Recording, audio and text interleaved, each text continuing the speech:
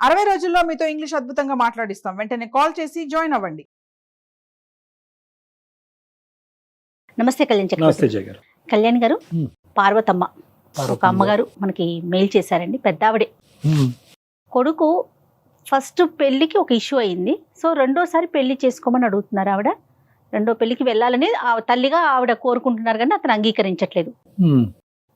ఒక్కసారి డాక్టర్ గారితో మాట్లాడించండి, అతని మనసు మారుతుందేమో అనే ప్రయత్నంలో భాగంగా ఆవిడ మనకు ఒక మెయిల్ పంపించారండి. ఒకసారి కాల్ చేద్దామా? తప్పకుండా. అంటే చాలా మంది వాట్సాప్ నెంబర్ ఉంటే బాను, మెయిల్ చేయడం కష్టంగా ఉందని అంటున్నారు, కానీ వీళ్ళు ఈ పెద్దవాళ్ళని చూసి మనం నేర్చుకోవాలి. అవునండి, ఎవరొకరు సాయం తీసుకుని మెయిల్ పంపిస్తున్నారు. అవును. హలో హలో అమ్మా, నమస్తే. నేను జయానమ్మ, పార్వతమ్మేనా మాట్లాడేది? అవునమ్మా, నమస్కారం అమ్మా. పార్వతమ్మనే మాట్లాడుతున్నా. అమ్మ బాగున్నారమ్మా? ఏం బాగులే అమ్మా, ఏదో కష్టంలో ఉండి నా కష్టాన్ని మీకు చెప్పుకుంటే నా బిడ్డని ఒక దారికి తెస్తారని చెప్పేసి మీకు మెయిల్ చేశానమ్మా. తప్పకుండా అమ్మా, తప్పకుండా. మంచి సలహా డాక్టర్ గారి వైపు నుంచి మనం తీసుకోవచ్చు. మీరు నాకు ఏదైతే మెయిల్లో చేశారో అదొక్కసారి ఆయనతో మాట్లాడండి. అట్లాగేనమ్మా, ఇవ్వండమ్మా. పార్వతమ్మ గారు నమస్తే అమ్మా. నమస్కారం. చాలా సంతోషం అమ్మా. మీ వయసు ఉన్న వాళ్ళు కూడా మాకు ఈమెయిల్ పంపించే ప్రయత్నం చేస్తున్నారంటే ఎంత ఉంటది పార్వతమ్మ గారు? మనసుంటే మార్గం ఉంటుంది. ఖచ్చితంగా. ఎంత ఉంటది వయసు పార్వతమ్మ గారి మీది? నాకు 65 ఏళ్ళు బాబు. అమ్మా పర్లేదా? ఆరోగ్యం బానే ఉందా? నా ఆరోగ్యం బానే ఉంది నాయన. నా కొడుకే ఏమిటో దారి తప్పిపోయినట్టు 24 గంటలు తాగుతూనే ఉన్నాడండి డాక్టర్ గారు. అయ్యయ్యో. పగలు లేదు, రాత్రి లేదు, ఆ గదిలోంచి బయటికి రాడు అసలు.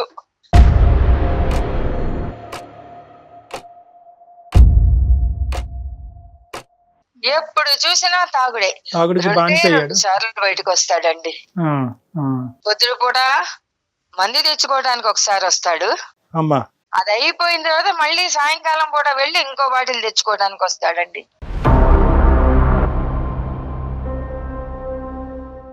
ఏంటమ్మా పరిస్థితి? అసలు ఎందుకు వచ్చింది ఇలాంటి పరిస్థితి? పిల్లవాడు ఇద్దరు ఇష్టపడ్డారు.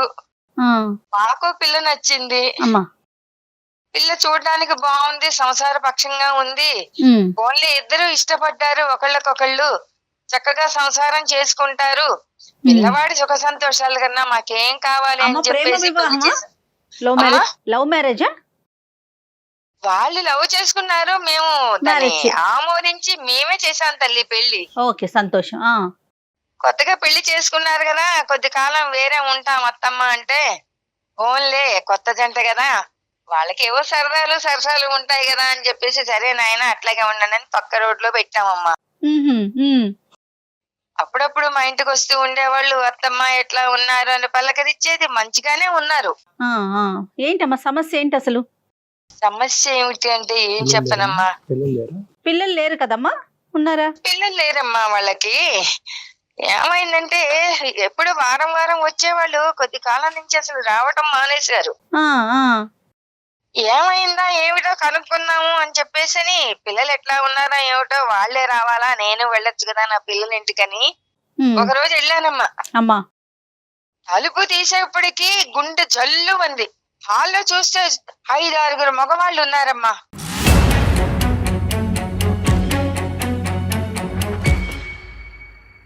మధ్యలో బాటిల్స్, అందరూ కూర్చుని నవ్వుకుంటూ కబుర్లు చెప్పుకుంటూ మందు కొడుతున్నారమ్మా. ఎవరున్నారు? మీ బాబు ఉన్నాడు అక్కడ? మా బాబు లేడమ్మా, నా కోడలు. అయ్యో.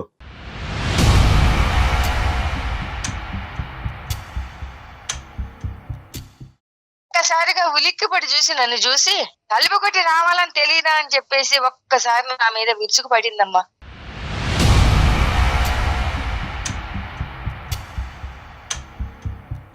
చుట్టూతా 5-6 మగవాళ్ళు ఉన్నారు, తాగుతున్నారు. అసలు ఆ వాతావరణం చూస్తే నాకు అవును కొడుకు సంసారం ఎట్లా ఉందంటే ఏ తల్లి మాత్రం తట్టుకోగలండి.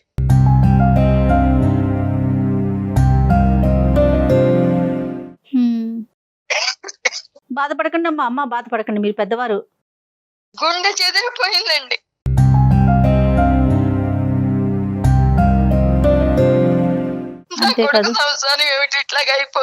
అంటే మరి ఈ ప్రేమ వ్యవహారం మొదలైనప్పుడు పెద్దలుగా మీరు ఈ పెళ్లికి అంగీకరించినప్పుడు కొద్దిగానే వాకప్ చేశారమ్మా? అసలు ఏంటి ఎవరు ఆ ఏంటి? కుటుంబం ఏంటి, ఎటువంటి అలవాట్లు? చేసామండి. ఆ, వాకప్ చేసినప్పుడు ఎవరైనా చెబుతారా అండి? అదే అది పాయింట్ లేండి. కానీ ఊరబద్దవాడైనా మనం ఒక పెళ్లి చేయాలి అంటారు కానివ్వండి, ఆ, వాస్తవం ఎవరు చెప్పరు కదండి. చెప్పరు. కానీ ఏదన్నా మనకి అడిగే బాధ్యత అయితే మన మీద ఉంది కదా.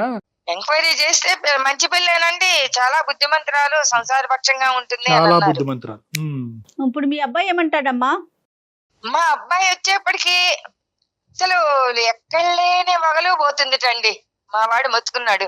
ఉమ్, రాగానే గుమ్మంలోకి రాగానే ఎక్కడ లేని ప్రేమ వలకపోస్తుంది. అసలు మా వాడు మాట్లాడడానికి కూడా అవకాశం ఇవ్వకుండా ఉమ్, లేనిపోని వగలపోతూ ప్రేమ వలకపోస్తూ అసలు అక్కడ ఉండకుండా గదిలోకి లాక్కుపోతుందిటండి. ఓకే. సో ఆవిడ చేసేది ఆవిడ చేస్తది, కానీ మీ అబ్బాయి నోరు ఎలా మోయించాలో కూడా బాగా తెలుసు ఆవిడకి. ఆ, సో ఈ ఇష్యూ బయటకు పొక్కకుండా కుటుంబాన్ని కాపాడేటటువంటి ప్రయత్నం ఒక పద్ధతిలో చేస్తూ ఉంటది. ఇంకో అవునండి. పక్క నుంచి ఆవిడ సోషల్ బిహేవియర్ అనేది అలాగే ఉంది. అట్లాగే ఉందండి. రైట్. దీని గురించి మీ అబ్బాయి ఎలా ఖండించాడు? ఈ విషయం మీకు మీరు మీ అబ్బాయిని అడిగారా? మీ అబ్బాయి వచ్చి తన బాధ మీ దగ్గర వెలగక్కున్నాడా? అప్పటి వరకు ఈ అంశం మీ అబ్బాయి మీకు ఎందుకు చెప్పలేదు? నేనే అడిగాను ఫోన్ చేసి, ఏమిచ్చా ఇట్లా చూద్దాను పెడితే నీ పెళ్ళాం ఈ స్థితిలో ఉంది, ఉమ్, నువ్వు నాకు ఒక్క మాట కూడా చెప్పలేదేమిటి, నేను ఇట్లా ఉన్నాను ఇట్లా కష్టపడుతున్నాను అని అంటే, ఉమ్, అమ్మ ఏం చెబుతానమ్మా, ఏం చెప్తా? ఏం చెప్పను దాని మీద. ఒకళ్ళకొకళ్ళు ఇష్టపడ్డాము, చెప్తా. పెళ్లి చేసుకున్నాము, ఏదో సుఖంగా ఉందాము అనుకున్నాం. మధ్యలో దీనికి బుద్ధి ఎందుకు పుట్టిందో నాకే అర్థం మధ్యలోనే. కావట్లేదు. ఆ, సో వీళ్ళు ప్రేమించుకున్నప్పుడు అయితే మాత్రం ఈ అమ్మాయికి ఇటువంటి అలవాట్లు లేవనేది మీ అబ్బాయి ఖచ్చితంగా చెప్తున్నాడు. లేవు అని అన్నాడు, కానీ వాడికి మాత్రం ఏం తెలుస్తుందండి. తర్వాత వాళ్ళిద్దరి మధ్య ఏం జరిగింది అన్నది నాకు తెలియలేదండి. ఉమ్, ఒక రోజు పొద్దున్నే బావురమని ఏడ్చుకుంటూ వచ్చేసాడండి నా కొడుకు. ఓ, ఏమైందిరా నాయన అని చెప్పేసండి, ఏం చెప్పనమ్మా, నా నెత్తిని పెద్ద బండ పడేసేసి పెట్టే బెడ చట్టుకుని పుట్టింటికి వెళ్ళిపోయింది. నాకు నువ్వు అక్కర్లేదు, నీ కాపురం అక్కర్లేదు, నాకు విడాకులే కావాలి అని అంటున్నావు.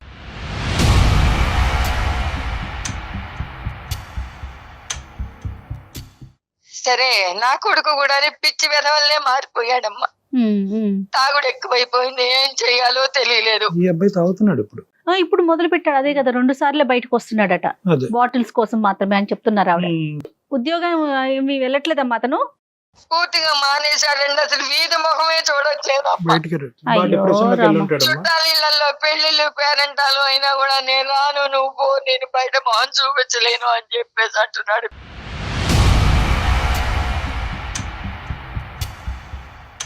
అంటే ఇప్పుడు తలెత్తుకోలేనటువంటి పరిస్థితి కదా మేడం. ఒకటి ప్రేమించినటువంటి అమ్మాయి ఇలా చేసింది అనేది, ఆ, రెండోది ఏంటంటే మోసపోయాను అంటే ఈ మాత్రం అంశం ముందు ఆ అబ్బాయికి తెలియకుండా గుడ్డిగా పెళ్లిలోకి దిగటం అనేటువంటి రెండోది. ఆ. మూడోది సమాజానికి ఏమని చెప్పుకోవాలి? నాలుగోది ఇంకేమన్నా ఉందేమో మనకు తెలియదు. ఏమని చెప్పి వెళ్ళిపోయిందంట అమ్మా అమ్మాయి ఇంట్లోంచి? ఆ విషయం నాకేం చెప్పలేదండి, అదే అర్థం కాని పరిస్థితి అండి. నీకు తెలియదు. దాంతో పిచ్చేదవై తాగేస్తున్నాడండి మందు, తిండి కూడా తింటలేదు, గదిలోంచి బయటికి రావట్లేదు. అమ్మా ఈ వయసులో ఏం చెయ్యాలో తెలియక గుండెలు పార్వతమ్మ గారు బాధపడుతున్నారు. ఒక్క నిమిషం ఓపికగా వినండి. నేను అనేది ఏంటంటే ఈ రోజు మీ అబ్బాయి యొక్క పరిస్థితి అందరికీ అర్థం కానటువంటిది ఏం కాదు. బహుశా ఆ అబ్బాయి స్థానంలో ఎవరున్నా కూడా ఇదే విధంగా రియాక్ట్ అవుతారేమో. తాగుతారా లేదా అన్నది వేరే విషయం, కానీ ఇదే విధంగా రియాక్ట్ అవుతారేమో అన్నది మనం చెప్పుకోవాలి. ఎందుకంటే కనుక అన్ని విధాలుగా మోసపోయాడు. ఈ రోజు ప్రేమించాడు, ఈ అవునండి. అబ్బాయి తప్పు ఉందా లేదా అన్నది తీసి పక్కన పెడితే కనుక ఆ అమ్మాయి ఈ విధంగా వ్యవహరిస్తూ ఆ అమ్మాయి సంతోషాలకి సుఖాలకి అలవాటు పడి ఈ రోజు ఈ అబ్బాయిని వదిలేసి బయటకు వెళ్ళింది. ఇప్పుడు కష్టపడి తల్లిదండ్రులను ఒప్పించి పెళ్లి చేసుకున్నాడు. మీకేం చెప్పుకోవాలి? మీరు ఆల్రెడీ మనస్తాపకు గురయ్యారు, మీకు వయసు మీద పడింది. సో ఆ అబ్బాయి ఒక పద్మవ్యూహం అనేటటువంటి దాంట్లో చిక్కుకుపోయాడు ఈరోజు ఆ బాధల్లో. సో కాబట్టి ఈరోజు మనం ఏం చేయాలి అంటే కనుక మనం కొద్ది మనోధైర్యాన్ని సంపాదించుకుని మనం నిలదొక్కుని ఆ అబ్బాయి ధైర్యాన్ని నింపేటటువంటి ప్రయత్నం చేయాలి, కానీ మనం విరిగిపోకూడదు. ఇది చాలా క్లిష్టమైనటువంటి పరిస్థితి. బాబు ఎక్కడున్నాడమ్మా? మేము మాట్లాడేదానికి అవకాశం ఉందా? ఇక్కడే ఉన్నాడండి. నేను అక్కడికి ఎన్నోసార్లు చెప్పి చూశానండి. ఉమ్, అది విడాకులు అంటోంది కదా, దాని అది పోయింది కదా, అక్కర్లేదు అని. వెళ్ళిపోయిందా? విడాకులు అయిపోయినాయి అమ్మా? విడాకులు ఇచ్చేస్తాను, నాకు అక్కర్లేదు అని వెళ్ళిపోయిందండి. కాదమ్మా, బాబున్నాడా ఇంట్లో? మరి డాక్టర్ గారితో ఒకసారి ఏమన్నా మనతో మాట్లాడిద్దామా? మాట్లాడతాడు. ఉన్నాడండి. మాట్లాడిద్దామా? మరి మీరేమంటారు? అట్లాగేనండి, అట్లాగే మాట్లాడిద్దాం. ఇదిగోండి ఇవ్వండమ్మా ఇస్తున్నాను. ఒకసారి. నాన్న సాయి, డాక్టర్ గారు నీతో మాట్లాడతా, అట్లా మాట్లాడయ్యా ఒకసారి. పాపం పెద్దవాడికి ఆవిడ చేసిన తప్పు. అమ్మా, మళ్ళీ ఏంటి తల్లి నాకు? అయ్యో, నా అబ్బాయికి నచ్చదమ్మా. సాయి, హలో, సాయి, చెప్పండి సార్. గుడ్ ఆఫ్టర్నూన్ నాన్న, బాగున్నావా? ఏం బాగోలేను సార్, చెప్పండి ఏంటి? కాదు నాన్న, ఏంటి సమస్య ఏంటి? అమ్మ బాధపడుతుంది కదా, ఒకసారి మేము ఏమన్నా సలహా ఇచ్చి ఈ సమస్యకి ఏమైనా పరిష్కారం చూపెట్టచ్చేమో అనే ఉద్దేశంతో కాల్ చేసాము. ఏంటి ప్రాబ్లం ఏంటి? ఏం చెప్తాను సార్ అది? చెప్పు నాన్న, పర్వాలేదు. ఇప్పుడు కూడా మీరు డ్రింక్ లోనే ఉన్నారా? అవును సార్, ఇప్పుడే బయటకు వెళ్ళాలి, టైం అవుతుంది ఆల్రెడీ. ఏది, డ్రింక్ చేయడానికి బయటకు వెళ్ళాలా? అవును సార్, తెచ్చుకోవాలి. ఇక మీరు ఇప్పుడు కాల్ చేసి మళ్ళీ నన్ను ఆపారు ఏంటో. ఒక గంట లేటుగా తెచ్చుకుంది కానీ ఒక్కసారి మేము చెప్పేది విను. ఏం చెప్తాను సార్ అది? ఏంటి ప్రాబ్లం ఏంటి? చెప్పమంటే ఏం చెప్తాను సార్, చెప్పండి. ఆఫీస్కి వెళ్ళి వచ్చే లోపు, డోర్ తీసే లోపు ఇంట్లో 10 మంది మొగాలు నేసుకొని కూర్చుంటది. ఏంటి ఇది, నేను అడిగే లోపు నా మీదకి వచ్చి నన్ను, నా కన్ను వచ్చాడు, నా బుజ్జి వచ్చాడు, నా బంగారం వచ్చాడు అని చెప్పి నన్ను ప్యాంపరింగ్ చేసి రూమ్ లోకి వేసుకొని పోతుంది. ఏం చెప్తాను సార్, చెప్పండి. ఇంకా కాదు నాన్న, ఎంతకాలం మీ లవ్ మ్యారేజ్, ఇప్పుడు ఈ అమ్మాయి అనేటటువంటిది ఈ విధంగా వ్యవహరిస్తుంది అనేది మీ అమ్మగారికి బ్రేకింగ్ న్యూస్, నీకు బ్రేకింగ్ న్యూసా, లేదంటే నీకు ఈ అమ్మాయి యొక్క మనస్తత్వం ముందు నుంచి, వ్యవహారం ముందు నుంచి తెలుసా? లేదు సార్, యాక్చువల్ అది నా మీద మోజుతో చేసిందో, ఎలా అది దాన్ని ప్రేమ అంటారో, దాని మీద ప్రేమ అంటారో ఏమంటారో నాకు తెలియదు సార్. సో ముందే నువ్వు బురదలో కాలేసావు. ఓకే, అంటే సో నీకు క్లారిటీ లేదు ఎంతకాలం ప్రేమ ఇది? నేను గత 4 సంవత్సరాల నుంచి ప్రేమిస్తున్నాను సార్. 4 years ప్రేమలో ఈ అమ్మాయి వ్యవహారము, అలవాట్లు మీకు తెలియదు. పెళ్ళైనటువంటి దగ్గర నుంచి ఈ అమ్మాయి ప్రవర్తన ఇలాగే ఉందా? సడన్ గా మధ్యలో స్టార్ట్ అయిందా? ఈ స్నేహితులు ఎవరు ఈ మగవాళ్ళు? ఆఫీస్ వాళ్ళ, లేదంటే ఇరుగు పొరుగా, చైల్డ్హుడ్ ఫ్రెండ్సా, ఎవరు వీళ్ళు? లేదు సార్, ఇప్పుడు చూసా నైట్ 1 గంటలకి 2 గంటలకు ఫోన్లు వస్తుంది, బయటకు వెళ్ళిపోతాయి. ఏమన్నా అంటే ఫ్రెండ్ అంటది, పక్కన మొగుడు ఉన్నాడని కూడా పట్టించుకోదు. ఫ్రెండ్ కాల్ చేస్తాడు, నేను పోవాలంటది.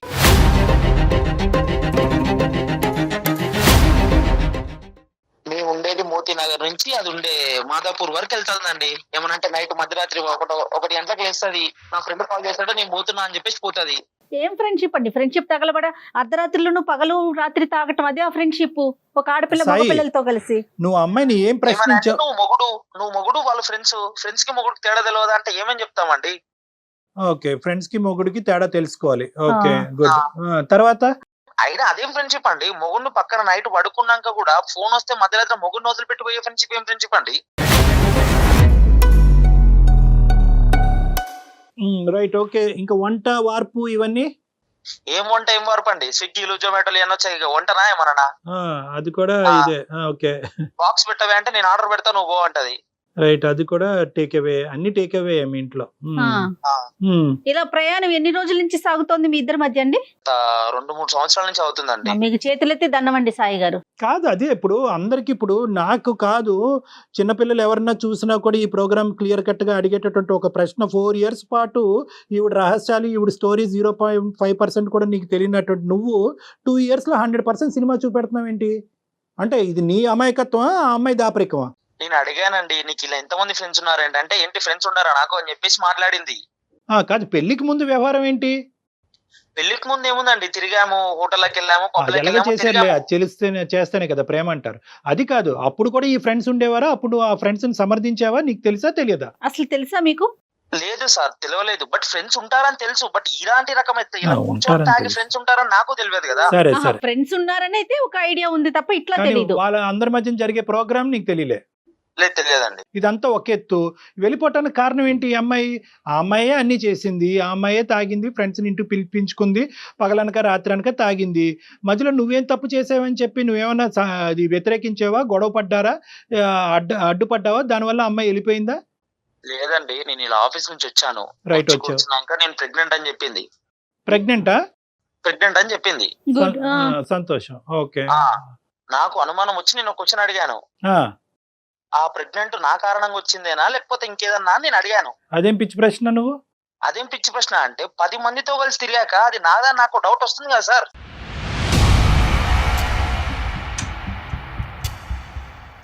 సరే నాన్న, ఇప్పుడు ఒకటి ఇక్కడ 2 అంశాలు, తాగింది లేదంటే ఇంకో పనులు ఏమైనా చేసింది, మగవాళ్ళని పిలిపించుకుని ఇంట్లో కూర్చోపెట్టుకుంది. నువ్వు ఆ ఇష్యూని మొదటనే అది తుంచేసి అది తీయకుండా ప్రెగ్నెన్సీ వచ్చిన తర్వాత ప్రెగ్నెన్సీ నా ద్వారానే వచ్చిందనే ప్రశ్న అనేటటువంటిది ఎలా అడుగుతావు? నువ్వు ఇలా ఈ వ్యవహారం నడిపిస్తే కనుక నాకు కుదరదు, ఇది ప్రేమ కాదు, ఇది పెళ్లి కాదు, ఇందులో నీతి లేదు, న్యాయం లేదు, నీ దారి నీది, ఇది మానుకోకపోతే కనుక ఐ డోంట్ వాంట్ యూ అని చెప్పి నువ్వు త్రెట్టేసరకుండా 2 ఇయర్స్ పాటు అలా ఓపికగా ఉండి ఇప్పుడు ప్రెగ్నెన్సీ వచ్చాక ప్రెగ్నెన్సీ నా ద్వారా వచ్చిందని నమ్మకం ఏంటి అని ప్రశ్నిస్తే కనుక ఇంకెలా ఉంటుంది పరిస్థితి? అది చేసే చేతలు అలా ఉంది కాబట్టి నాకు నా అనుమానం వచ్చి నేను అడిగాను సార్. అడిగిన వెంటనే సరే, ఓకే, వెంటనే హాస్పిటల్కి వెళ్ళి అబార్షన్ చేసుకొని వచ్చింది.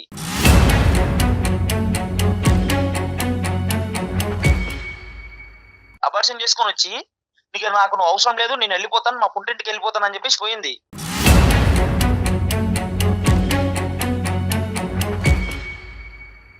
ఓ ఓకే, ఓకే, అబార్షన్ కూడా అయిపోయింది. ప్రెగ్నెన్సీ అవటం, నీకు చెప్పటం, నువ్వు అడగటం, ఆ అమ్మాయి అబార్షన్ చేయించుకోవటం, అన్ని ఫాస్ట్ డెసిషన్సే.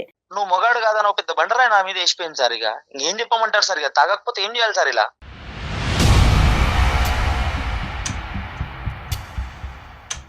రైట్, ఓకే, అబార్షన్ అయితే చేయించుకుంది, నువ్వైతే మగాడు కాదు అనేటటువంటి అబాండం నీ నెత్తి మీద వేసింది. తర్వాత ఏమైందన్న? వెళ్ళిపోయింది సార్, అంతే. ఇంకా వెళ్ళిపోయి ఎంతకాలం అయింది? వెళ్ళిపోయి ఒక 2 నెలలు అవుతుందండి. 2 months అయ్యింది. ఎప్పుడు మీ పేరెంట్స్కి ఎప్పుడు చెప్పావు ఇదంతా కూడా, ఈ గొడవ అంతా అవుతుంది, ఈ అమ్మాయి నీ మీద ఇటువంటి అబాండం వేసింది? తాగేటటువంటి అంశం పార్వతమ్మ గారికి తెలుసు అంటే ఆవిడ తలుపు కొట్టి వచ్చేటప్పటికి ఆవిడకి దెమ్మ తిరిగే సీన్ కనిపించింది.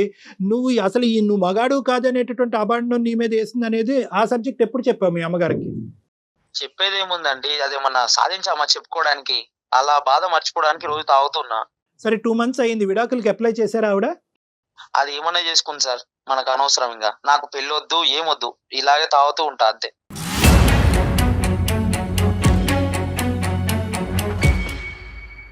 ఇప్పుడు ఆ అమ్మాయి వెళ్ళిపోయింది, ఆ అమ్మాయి సంతోషాలు సుఖాలు ఏమీ వదలలేదు. ఓకే, ఆ అమ్మాయి తాగటానికి ఇష్టపడింది, ఫ్రెండ్స్తో పాటు ఉండటానికి ఇష్టపడింది, ఇంటినే పబ్ కింద తయారు చేసింది. ఆ అమ్మాయి సుఖాల గురించి ఆ అమ్మాయి వెళ్ళిపోయింది. నువ్వు నాశనం అవుతున్నావు ఏంటి? నీ ఉద్దేశం ఏంటి? దీని వెనకతలు మీ తల్లిదండ్రులు చేసుకున్న కర్మ ఏంటి ఇదంతా?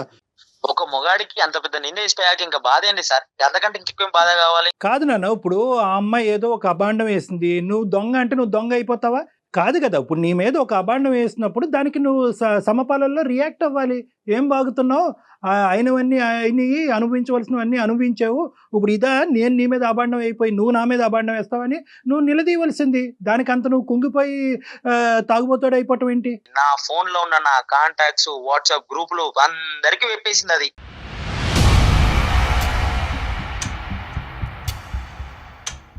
అందరికి మెసేజ్ పంపించిందా? అందరికి మెసేజ్ పంపించింది. ఇంటి పక్కన, ఇంటి ఎదురుగా అందరికి, బజార్లో అందరికి పేసిపోయింది, నా మొగుడు కాదు, పోతున్నాను. పెద్దవాడికి తెలియదు పాపం. అయ్యో, పార్వతమ్మ గారు మీకు తెలీదా? నాకు తెలియదు అయ్యా, మీకు చెప్పేది. అయ్యో, నాకు చెప్తే నేను ఇరుగు పొరుగుగా ఏదో రకంగా సర్ది చెప్పుకుంటేదాన్ని కదా. నాకు తెలియకుండా ఈ భాగవతం అంతా నడిపారు ఇద్దరు కలిసి, కాపురం మీరు కాపురం అని చెప్పేసి.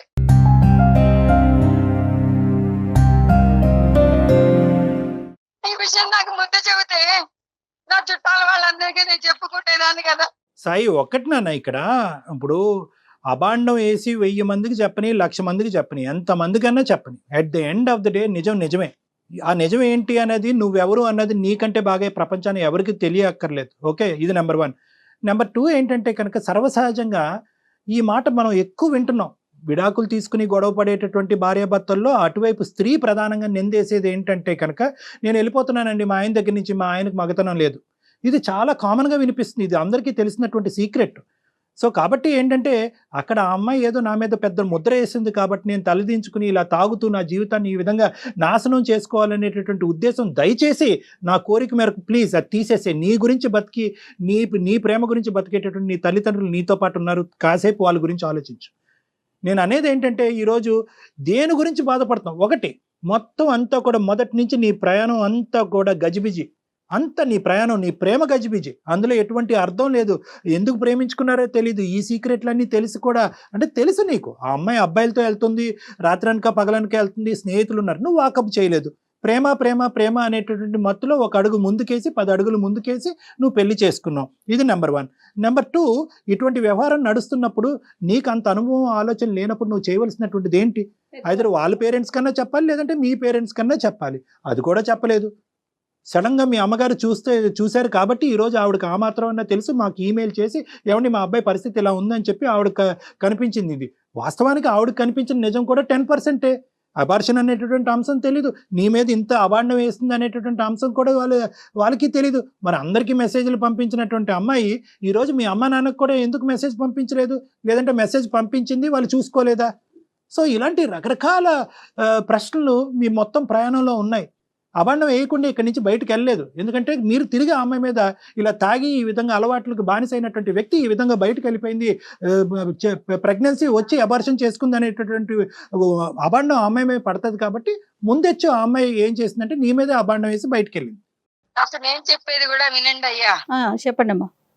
ఆ అమ్మాయి అన్ని కూడాను జాగ్రత్తలు పడుతూ వీడు బాగా సంపాదిస్తున్నాడని చెప్పేసి వీడి సంపాదనకు ఆశపడి చేసుకుందని ఇప్పుడు నాకు అనిపిస్తోందమ్మా. ఎందుకంటే ఆ అమ్మాయి మధ్య తరగతి కన్నా కూడా కొంచెం తక్కువ క్లాసు, ఆదాయం తక్కువ. మా అబ్బాయి చూస్తేనా నెలకు వచ్చేప్పటికి 60-70 వేలు సంపాదిస్తున్నాడు. ఏదో రకంగా ట్రాప్ చేసి వీడిని మోసం చేసి ప్రేమ అనేటువంటి ముసుగేసి పెళ్లి చేసుకుందాం. అక్కడ వరకు నిజమే పార్వతమ్మ గారు, అక్కడ వరకు నిజమే. అది నేను కాదు కదా, ఎవరైనా నమ్ముతారు. కానీ ముంచి పారేసింది. అవును కరెక్టే. ఇప్పుడు నేనేమంటున్నానంటే 2 ఇయర్స్ ప్రయాణంలో ఈ అమ్మాయి ఇతను డబ్బులకే ఆశపడుతూ ఈ విధంగా వ్యవహరిస్తుందంటే ఏ మగాడు కానీ ఊరుకుంటాడమ్మా? ఎందుకు ఊరుకోవాలి? మీ అబ్బాయి నీతో పాటు ఉండను అనేటటువంటి అంశాన్ని మీ అబ్బాయి ఎందుకు పరిగణలోకి తీసుకురాలేదు?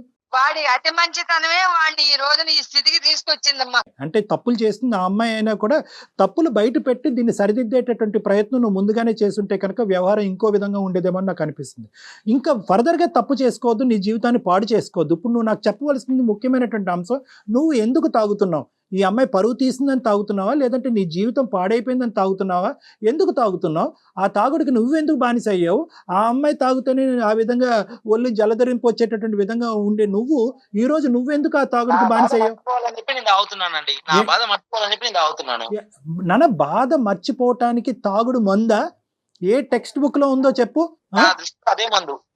నువ్వు మర్చిపోవటానికి తాగటం అనేటటువంటిది ఒక మందుగా పరిగణిద్దాము. నీ లివరు కిడ్నీ పాడై రేపొద్దున చచ్చిపోతే హాస్పిటల్ పాలైతే అక్కర్లేదా? ఒక భార్య వెళ్ళిపోయిందని చెప్పి ఒక కొడుకు లేనటువంటి సిచ్యువేషన్ తీసుకొస్తావా మీ తల్లిదండ్రులకి? ఇదేనా న్యాయం? దీని గురించేనా నీ తల్లిదండ్రులు నిన్ను పెంచి ఈ స్థాయి వరకు తీసుకొచ్చారు?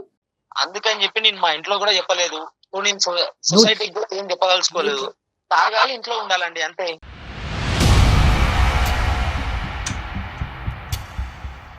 ఇప్పుడు ఆ అమ్మాయి వెళ్ళిపోయింది, తాగుడు నీకు అతికించి వెళ్ళిపోయింది, నీకు అంటించి వెళ్ళిపోయింది, ఆ ఇన్ఫెక్షన్ నీకు అంటించి వెళ్ళిపోయింది. ఆవిడ తాగుతుందని చెప్పి మీ అమ్మ ఇప్పుడుకొచ్చి జీర్ణించుకోలేకపోయి ఇది బాధపడుతుంది. ఇప్పుడు నువ్వు తాగుపోతాడు అవుతావా? నీ లివర్ కిడ్నీలు పాడు చేసుకుంటావా? మర్చిపోవాలి అని అంటున్నావు. ఏం మర్చిపోవటానికి తాగుతున్నావు? ఏ టెక్స్ట్ బుక్ లో ఉంది తాగితే మర్చిపోతారని చెప్పి? ఎవరు చెప్పారు? ఇది సినిమా, ఇది జీవితం. ఇంకేం చేయాలి?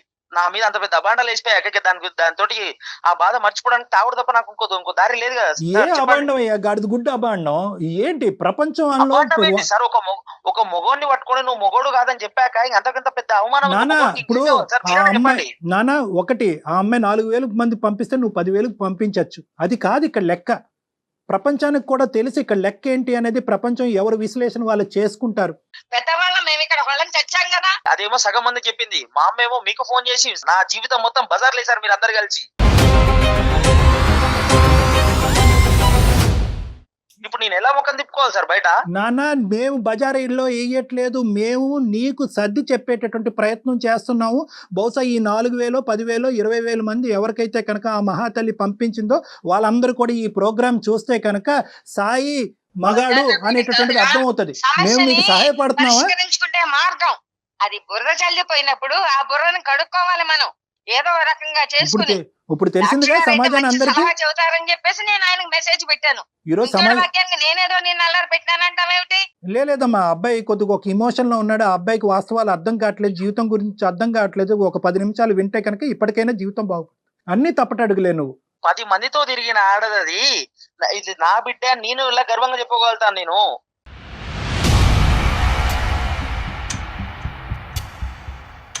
సరేనా? ఇప్పుడు ఆ అమ్మాయి నీ కళ్ళెదురుగుంటానే లేదు, ఆ అమ్మాయి ఎక్కడికో పోయింది. ఇప్పుడు నువ్వు తాగి నీ జీవితాన్ని పాడు చేసుకోవటం వెనకతలు ఉన్న అర్థం ఏంటి? నాకు ఆ బాధ మర్చిపోవడానికి నాకు అది మంచిది అనిపించింది సార్. అందుకని ఉద్యోగం మానేసి పగలు రాత్రి అని తేడా లేకుండా తాగితే సమస్యకి పరిష్కారం దొరుకుతుందా? ఆఫీస్కి ఎలా వెళ్తాము, బయటికి ఎలా తిరుగుతాం చెప్పండి. నువ్వు తాగి పిచ్చోడు అయిపోవటం అనేటటువంటిది ఆ అమ్మాయి ఎగిరి గంతేసి పండగ చేసుకుంటుంది. ఇప్పటికైనా కూడా నీ లోపల ఉండేటటువంటి పరిస్థితిని తిరిగి రాయటానికి ట్రై చేయి. తాగి నీ జీవితాన్ని నాశనం చేసుకోవటం కాదు. నువ్వు లేకపోయినా కూడా నేను బతకగలను, నువ్వు నన్ను మోసం చేసి వెళ్ళిపోయినా కూడా నేను ఒక మగాడిగా నేను ప్రూవ్ చేసుకోగలను అనేటటువంటి విధంగా నువ్వు ప్రూవ్ చేసుకో.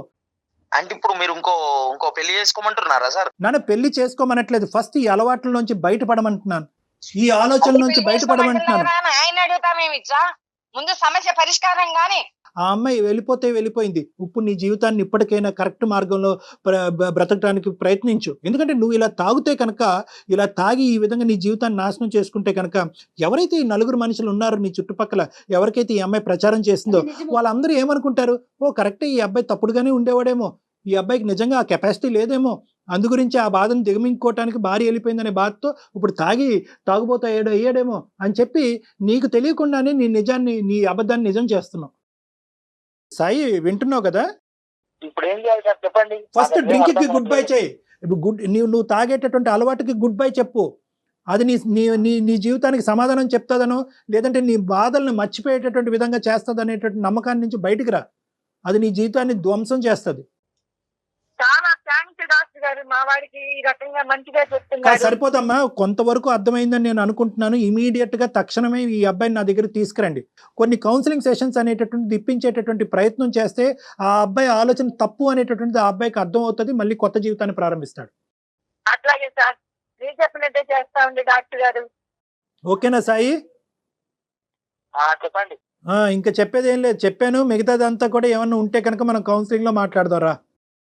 సరేలేండి సార్. Okay right.